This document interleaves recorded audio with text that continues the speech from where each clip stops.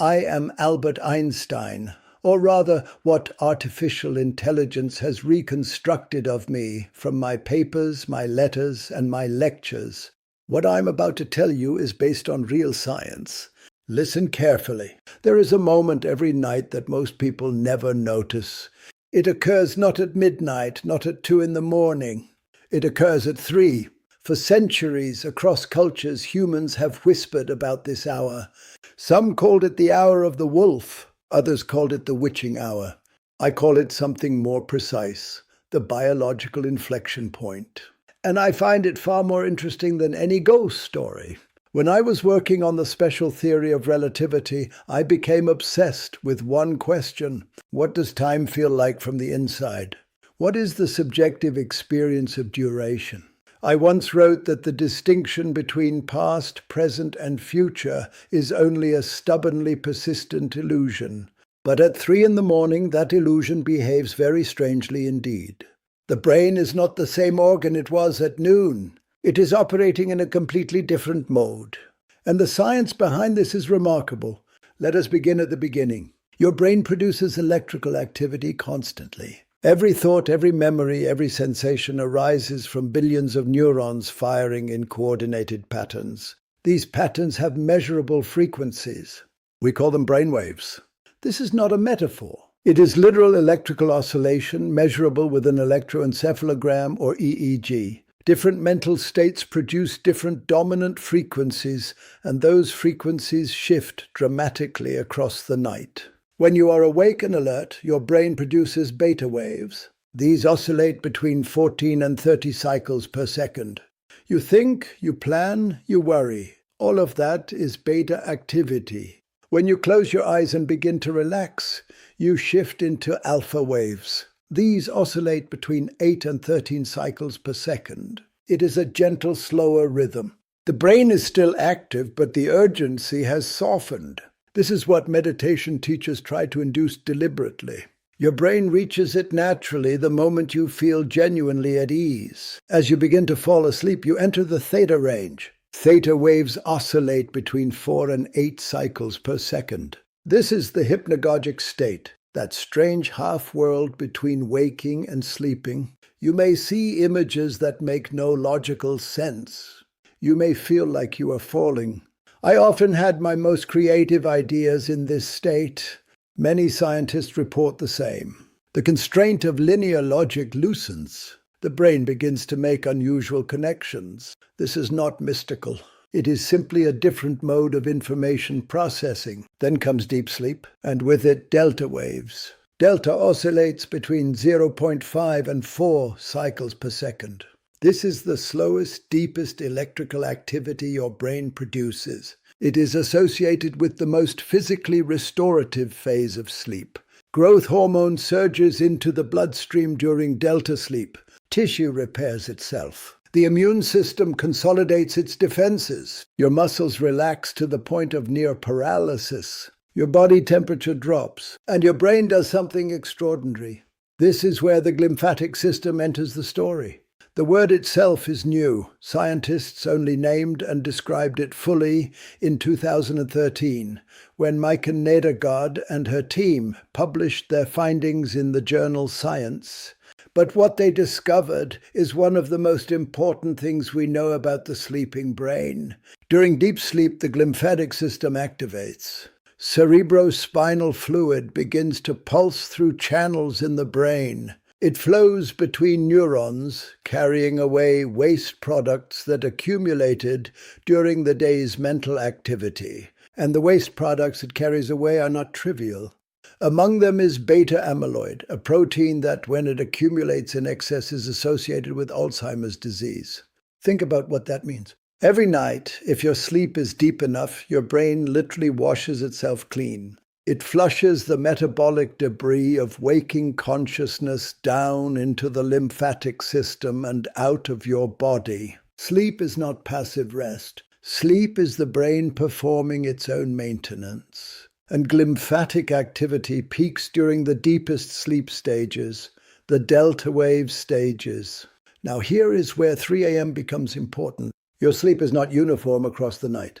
It cycles. You move through light sleep, deep sleep, and REM sleep in roughly 90-minute cycles. The first half of the night is dominated by deep sleep, by delta waves, by glymphatic cleaning, by physical restoration. The second half of the night shifts. REM sleep, rapid eye movement sleep, becomes more dominant. Dreams become more vivid. Memory consolidation becomes the primary work of the brain. 3 a.m. sits at the precise transition point. For most adults who sleep from around 11 at night to 7 in the morning, 3 a.m. marks the end of the deep sleep heavy cycles and the beginning of the REM heavy cycles. The brain is switching modes. It is moving from physical restoration to cognitive processing. And at exactly this time, something else is happening in your body that has nothing to do with sleep stages. Your circadian rhythm and your internal biological clock that reaches its lowest point at approximately 3 a.m. Scientists call this the circadian trough. Your core body temperature, which follows a precise daily rhythm, reaches its nadir, its minimum, in the early morning hours, typically between 2 and 5 a.m., with 3 a.m. sitting squarely in the middle. Core body temperature is not just a passive measurement. It is deeply linked to every biological process in your body. Cortisol, the hormone associated with alertness and stress response, reaches its absolute lowest level of the day at approximately 3 in the morning. It begins rising sharply after this point, preparing your body to wake up. This early morning cortisol rise is called the cortisol awakening response. But at 3 a.m., before that rise begins, your body is at its most suppressed state of alertness. Your reaction times would be at their slowest. Your decision-making would be at its most impaired. This is why night shift workers and long-distance truck drivers are statistically most at risk of accidents in the hours between 2 and 5 a.m. Melatonin, the hormone that signals darkness and promotes sleep, reaches its peak concentration in the bloodstream at approximately 3 in the morning. Melatonin does not make you sleep directly. It signals to every cell in your body that it is the middle of the night. It coordinates the biological orchestra of nocturnal restoration. And at 3 a.m., that signal is at its loudest. Every organ in your body is receiving the maximum melatonin instruction to slow down, repair, and consolidate. So at this exact hour, you have brain waves shifting from deep delta toward lighter stages, the glymphatic system finishing its peak cleaning cycle, body temperature at its minimum, cortisol at its minimum, melatonin at its maximum, and the transition from physical restoration to cognitive processing underway. This is not a mystical combination. This is a biological storm of measurable events converging at a single point in the night. Now I must ask you a question. If you have ever woken up at 3 in the morning, precisely inexplicably, you are not alone. And you are not imagining the precision of it. Many people report waking consistently at this hour. Why? The answer is not supernatural. The answer is, in fact, several overlapping biological explanations, and understanding them is important. The first explanation is the most common: stress and anxiety.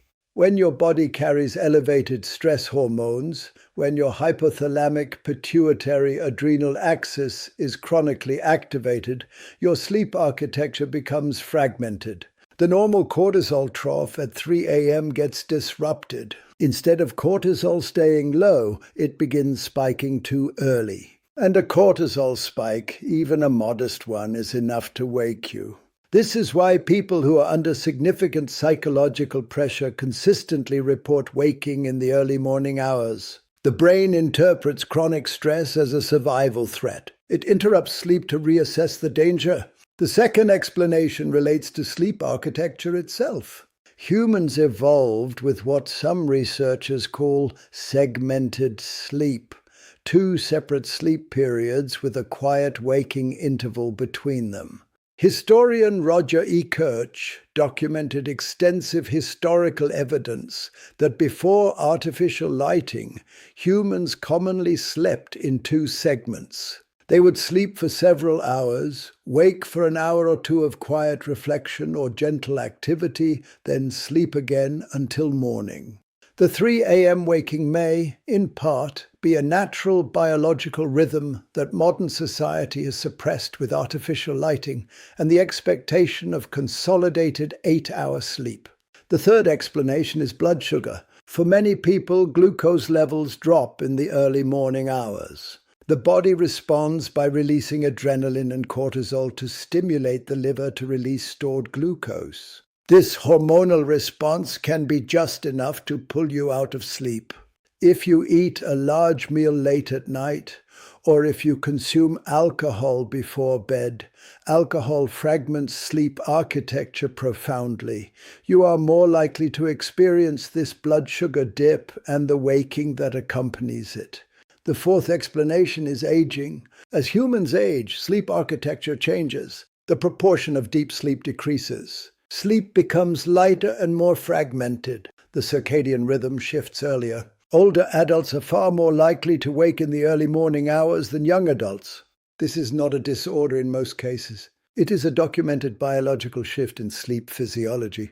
Now, the relationship between 3 a.m. waking and anxiety and depression deserves its own attention. This is well established in clinical research. Early morning waking, specifically between 3 and 5 a.m., is one of the cardinal symptoms of major depressive disorder. It is called early morning awakening, and it is thought to reflect disruptions in the REM sleep cycle and altered circadian rhythm regulation in depression.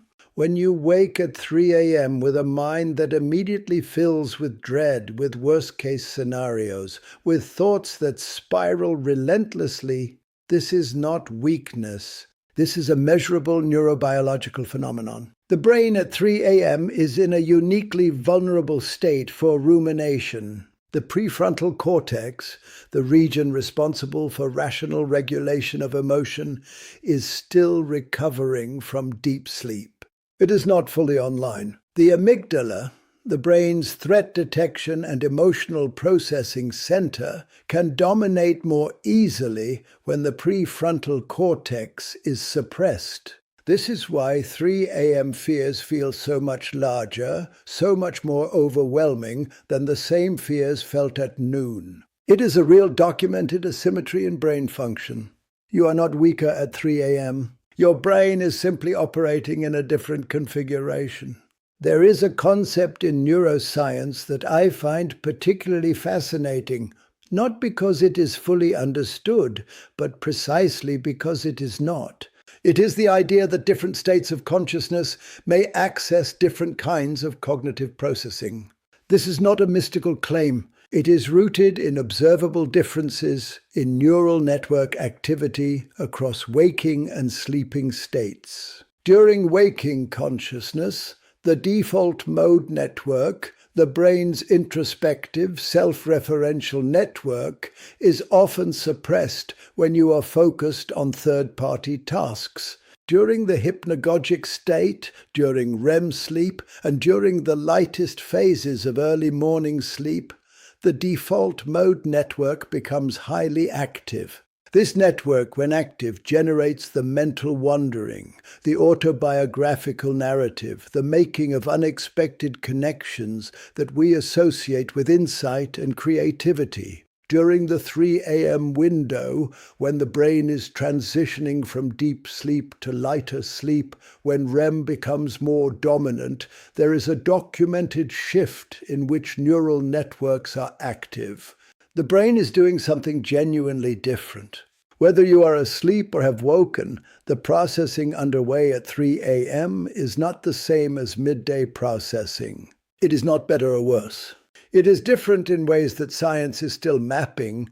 I want to be careful here. I am not telling you that 3 a.m. is a mystical portal. I am not telling you that you receive transmissions from another dimension at this hour. I am telling you something more interesting, that the human brain at 3 in the morning is measurably operating at its deepest biological trough, its most restored glymphatic state, its most complex transitional point between sleep stages, and with neural network configurations that genuinely differ from waking consciousness. These facts are not in dispute. They are measured, replicated, published. What remains less understood is the subjective phenomenology, what it feels like and why it so often feels significant. People who meditate report that early morning hours, particularly between 3 and 5 a.m., feel qualitatively different for practice. Monks across many traditions have noted this for centuries. There is possibly a neurobiological explanation that we do not yet fully have. The low cortisol, the peak melatonin, the transition between sleep stages, the specific neural network configurations, these may combine to create a state of consciousness that is genuinely unusual. Calling it unusual is not the same as calling it supernatural. It is simply a state we do not yet completely understand. I spent much of my scientific life thinking about what lies beyond what we can measure. In 1926, I wrote in a letter that God does not play dice with the universe, meaning that I believed in underlying order even where we could not yet see it. I believe the same about the brain. The fact that we cannot fully explain 3 a.m. waking does not mean there is nothing to explain. It means we have more work to do. What should you do if you wake at 3 a.m.? The science gives practical guidance. First, do not panic. Panic activates cortisol and adrenaline, making it harder to return to sleep. Your body waking at 3 a.m. is not a malfunction. It may simply be your biology doing exactly what it is programmed to do. Second, if you cannot return to sleep within 20 to 30 minutes, do not lie in bed fighting wakefulness. The association between wakefulness and your bed is harmful to long-term sleep quality. Get up. Do something quiet and non-stimulating. Read in dim light. Drink water. Return to bed when you feel sleepy. This is standard advice from sleep medicine. Not my invention, but it is correct. Third, consider whether chronic stress is disrupting your cortisol curve. If you are waking at 3 a.m. with a mind full of anxiety several nights per week, this pattern is worth taking seriously. Not because 3 a.m. is dangerous, but because chronic sleep fragmentation has real consequences. It accumulates over days and weeks into what researchers call sleep debt.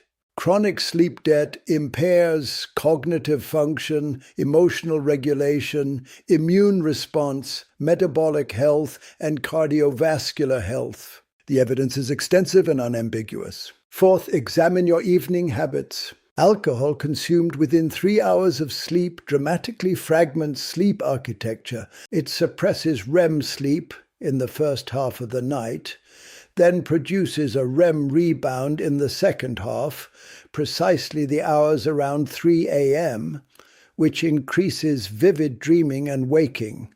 Caffeine consumed too late in the day extends the duration of reduced sleep quality. Large meals late at night can produce the blood sugar dynamics that trigger early waking. These are not moral judgments. These are physiological mechanisms that you can use or work against. Fifth, light exposure matters more than most people realize. Morning light, direct sunlight, even through clouds within 30 minutes of waking, is the most powerful signal your circadian clock receives. It anchors your biological rhythm to the actual time of day. Evening light, particularly blue wavelength light from screens, shifts your circadian rhythm later, compressing your sleep window and often leaving you completing your biological night at exactly 3 or 4 in the morning. Your phone at 10 p.m. is, in a measurable biological sense, fighting against your sleep. This is established circadian biology. I want to return to the glymphatic system for a moment because I think it deserves more emphasis. When Nedegard and her colleagues discovered the scale of glymphatic activity during sleep, it changed how we understand the cost of sleeplessness. We already knew that sleep deprivation impairs cognition. We already knew it was associated with long-term health risks. But the glymphatic discovery gave us a mechanism, a physical reason why sleep is not optional. Every night of poor sleep means less glymphatic cleaning. Less glymphatic cleaning means more accumulated waste proteins in the brain. Over years and decades, this accumulation may contribute to neurodegenerative disease. The brain that does not sleep well enough is literally filling up with its own waste. This is, I think, one of the most important scientific discoveries of the 21st century so far. It gives us a completely new reason to take sleep seriously. Not as luxury, not as laziness, but as essential maintenance for the most complex structure in the known universe. The human brain is more complex than anything we have built. It is the only structure capable of understanding itself, or trying to, and it requires nightly cleaning to function. The biology of 3 a.m. is part of that cleaning cycle. You wake at 3 in the morning. Your room is dark. The house is silent. Your mind, still drifting between sleep stages, feels altered, heightened in some ways, vulnerable in others. The cortisol that will eventually drive you out of bed is still rising from its nadir. The melatonin signal is beginning to fade. Your glymphatic system has been working for hours, washing your brain clean of the previous day's metabolic products. Your REM cycles are becoming more frequent, more vivid. Your default mode network is active and making connections your waking mind would not. This is not a mystery. This is biology. Extraordinary, intricate, still being mapped biology. I have always believed that imagination is more important than knowledge. Not because knowledge is unimportant, but because knowledge requires imagination to expand. At 3 in the morning, the sleeping brain is doing something we still do not fully understand. It is processing, cleaning, consolidating, dreaming. And when you wake in the middle of it, you are briefly conscious during a process usually invisible to consciousness. That is, when you think about it carefully, a remarkable thing to be. The universe is under no obligation to make sense to you. I said something like that once, and I meant it. But the brain is not the universe. The brain is yours. It is the instrument through which you experience everything. Understanding what it does at 3 in the morning is not an abstract scientific exercise. It is understanding yourself. The frequencies it moves through, the chemicals it produces and absorbs, the networks it activates and suppresses. All of this is happening inside you every night, whether you notice it or not. Now you know what is happening, and knowledge, in my experience, is always preferable to ignorance, even when what you know is simply that you are a biological creature, embedded in time, following rhythms laid down by millions of years of evolution. Even when what you know is that the hour of the wolf is at its core a cortisol nadir and a glymphatic peak. That is not less wonderful than a ghost story. To me, it has always been more wonderful, because it is real. And real things, understood clearly, are the most astonishing things there are.